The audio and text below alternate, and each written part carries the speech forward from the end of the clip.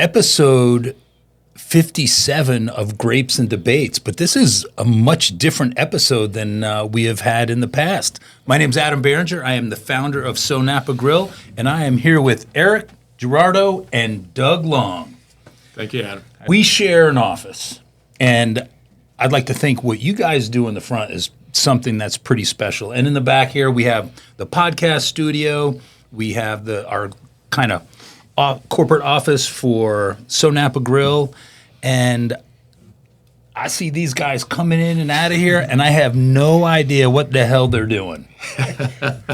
And I see the shirts, Crittora. Doug, why don't you introduce these guys and tell me really what you're doing and what is Crittora? Well, we're trying to save the world. Okay. So that's serious about that. We have created a company in the cybersecurity space, and I've got a couple patents on a couple of products that we've created. Okay. And we're very, very excited about it.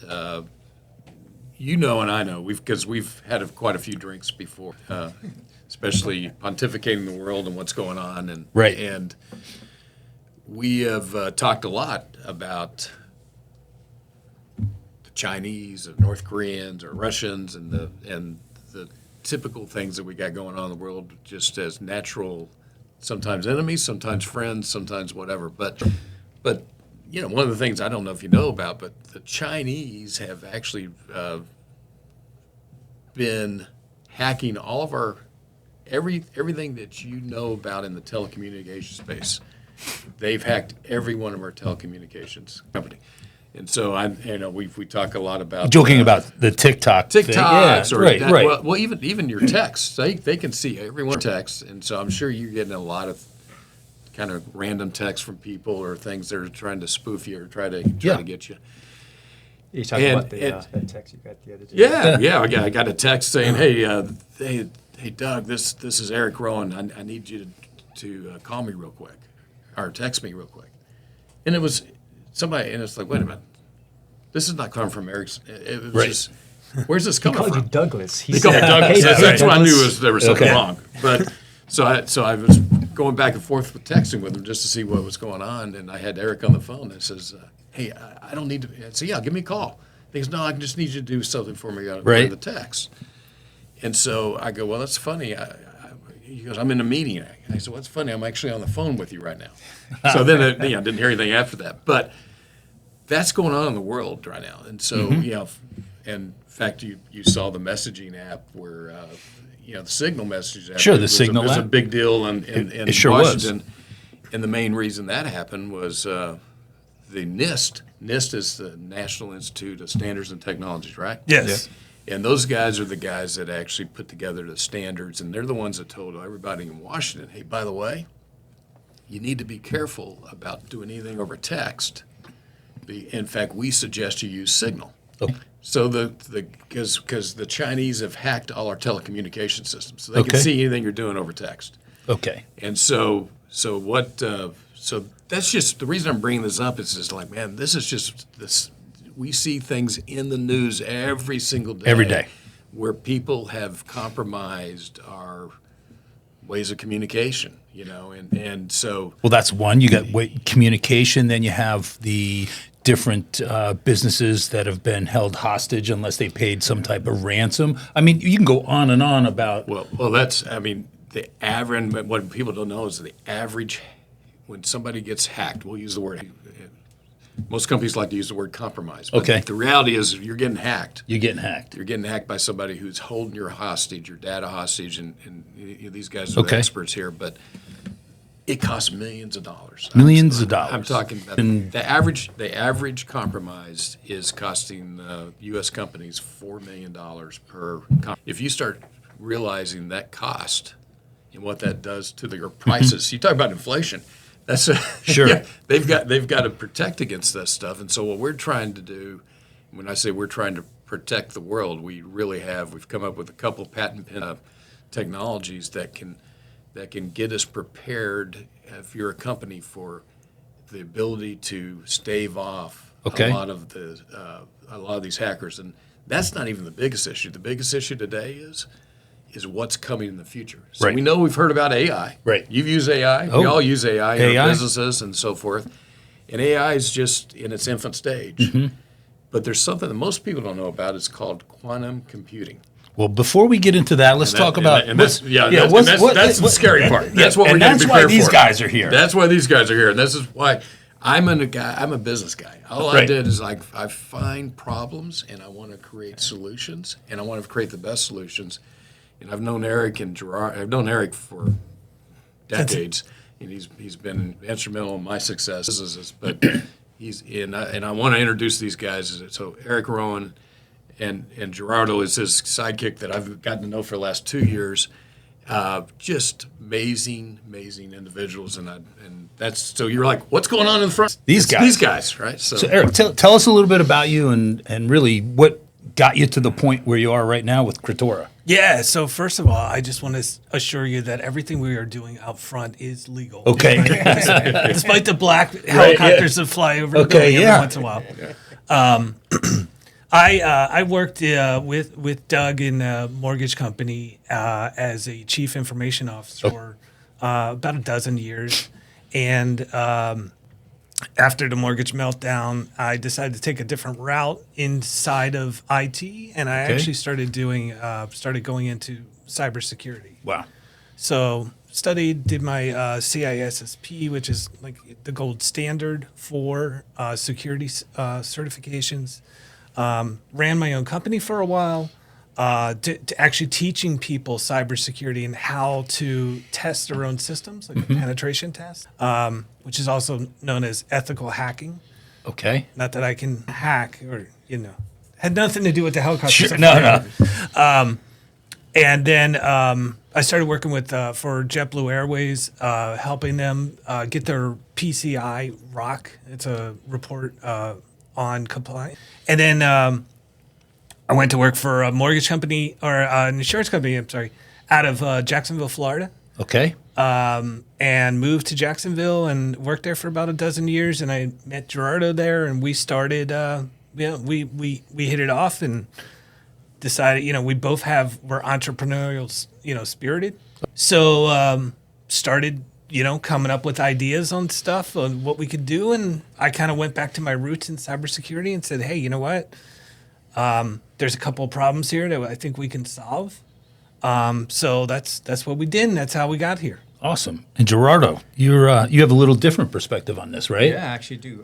So I'm a software engineer, but my background is not in security. Okay. I started off in what's called front-end development or user experience. And my job is basically to create software, the pieces that humans are actually interacting with, right? So that's what I've been doing my whole career. I took an interest in security when I started exploring the blockchain space, and that's fascinating. And just understanding how is it that these transactions are happening, and then that kind of I went down the rabbit hole of the security perspective from there.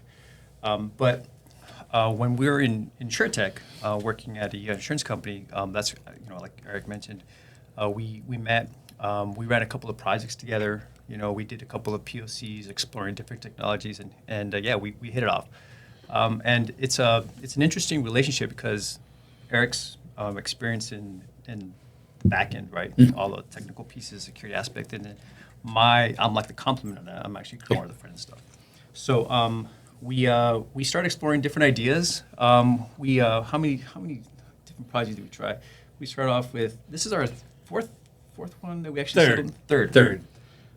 So as we started kind of exploring some of these different ideas, that's when Eric introduced me to Doug, and then we're pitching some cool ideas, and then Doug being Doug's like he just kind of put it all together. So he's the guy that builds it. He's the guy that makes the users actually.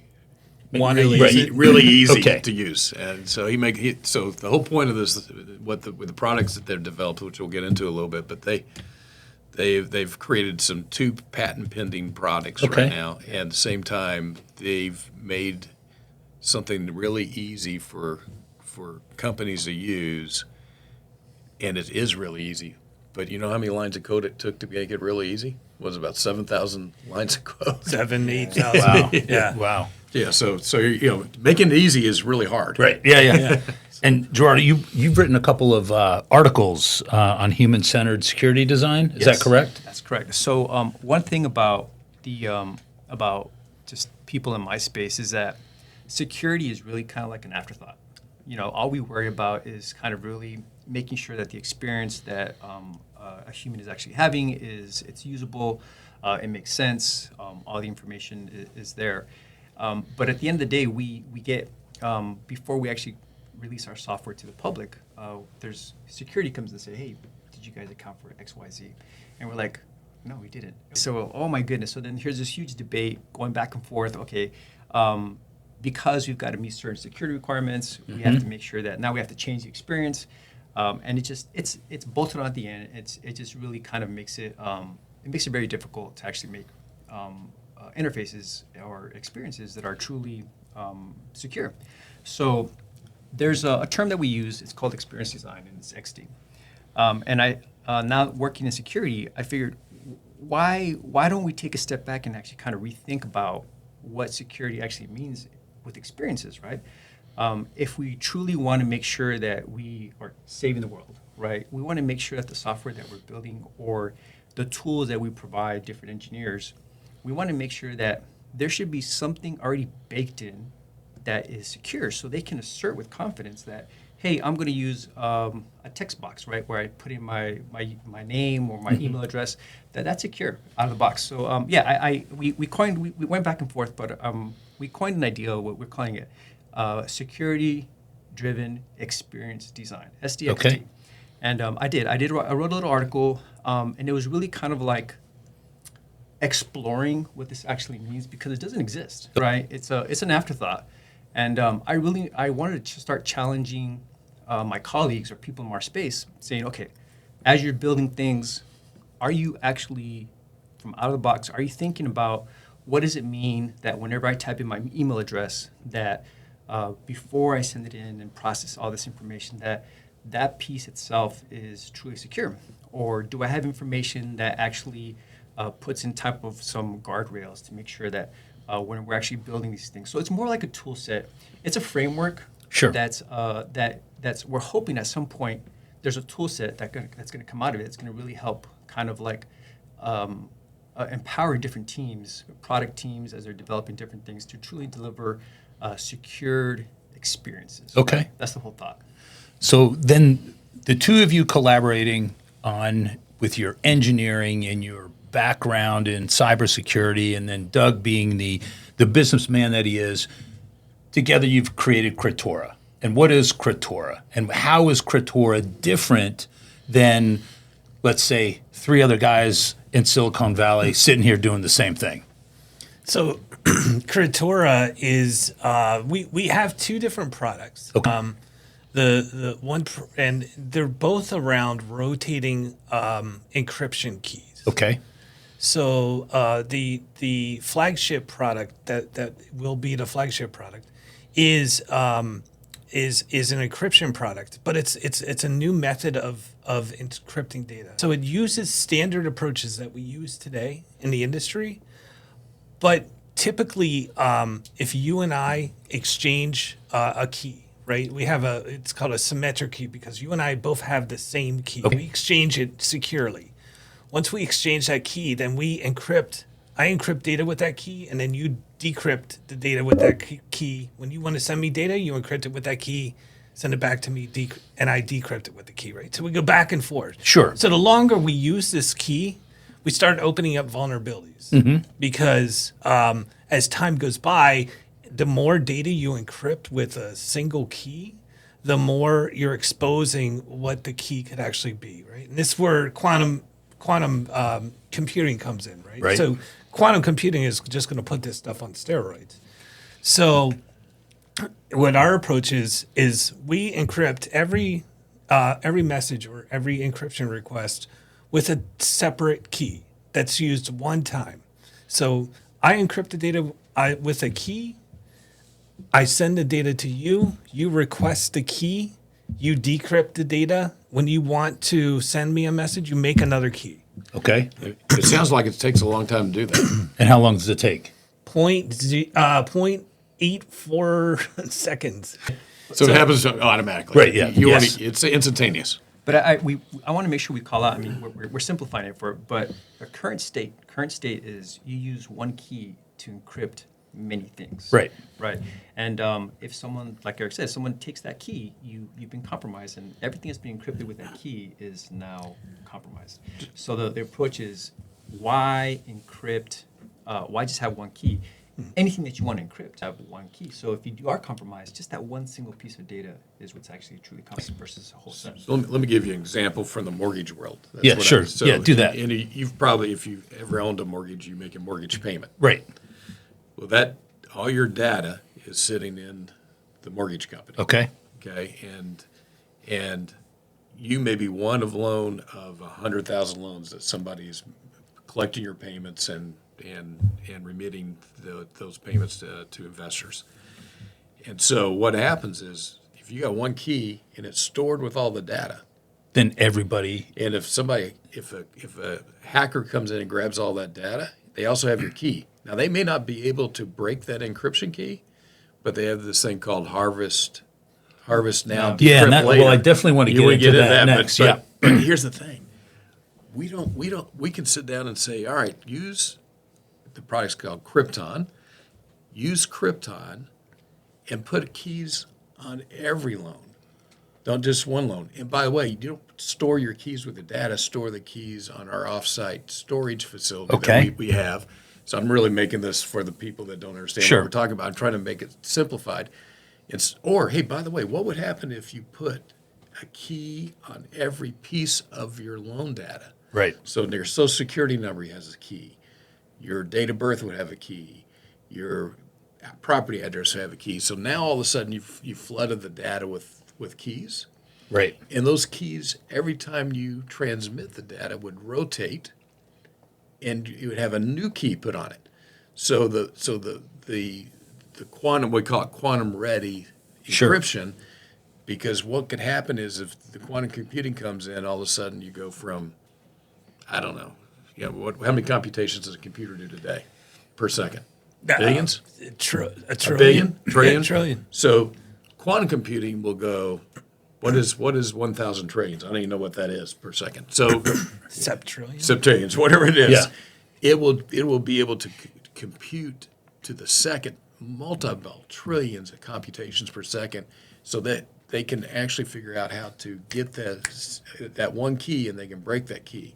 With our product, you have the key's not with the data; it's offsite, Right. in a key storage facility that's very secure. So you would have, if you were a hacker, you'd have to not only hack the data, you'd have to hack the keys. Over here with Crittora, and those keys are always changing. Sure. So we've got to the point where now it's a very the odds of a hacker being able to actually utilizing Krypton Are minimized. It's we call it Krypton for many reasons, but Right. I always use it kind of sounds like the Superman. It thing. sure does. I like that. Yeah, I like that. So it's like kryptonite for the hackers. Okay.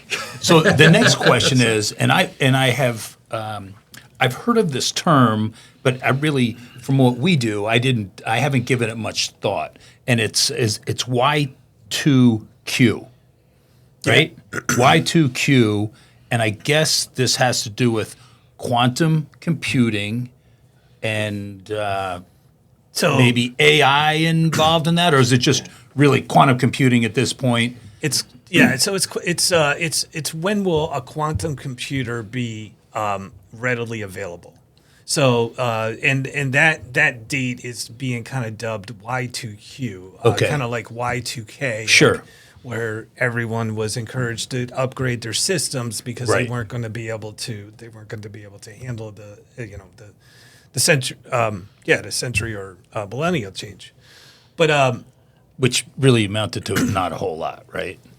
it amounted to not a whole lot because a lot of people invested a lot of time and money to Okay. get ready for it. Okay. So Y2Q, so quantum computing in itself, a quantum computer will be able to do what the world's most powerful computer today could do in a century. A quantum computer will be able to do it in hours. Right. So And how far away you think we are from that? I think I think we're realistically to where it's readily available. I think we're realistically 4 to 5 years out. Right. Okay. So it's happening quick. Yes. That, Yes. they're The already future is faster than you think. That's It sure is. That's right. they're Okay. talking about the quantum chips of already. our favorite so this books. just lets me.